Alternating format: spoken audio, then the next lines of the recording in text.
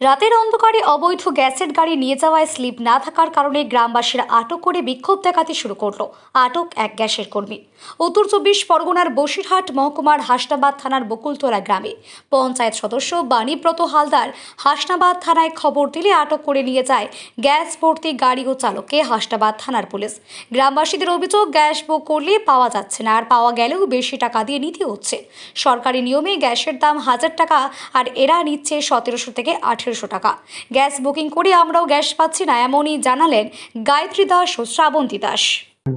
হঠাৎ করে গ্যাসের গাড়ি এসেছিল। আমরা বহুদিন ধরে গ্যাস বুক করার চেষ্টা করছি, বুকিং তো হচ্ছেই না, আর গ্যাস দিচ্ছেও না। ওনারা ব্ল্যাকে গ্যাস বিক্রি করছেন। আর 5:30 নাগাদ দেখি গ্যাসের গাড়ি যাচ্ছে, সবাই দাঁড় করায়। আর এখানে আমাদের কাকু মানে মেম্বার বাণীব্রত হালদার, উনিও ছিলেন। তারপর থানায় খবর দেওয়া হয়, গাড়ি দাঁড় করিয়ে ওনারা পুলিশ এসে হ্যান্ড ওভার করে নিয়ে যায়। কিন্তু আমরা গ্যাস পাচ্ছি না, ব্ল্যাকে বিক্রি করছে বেশি টাকায়।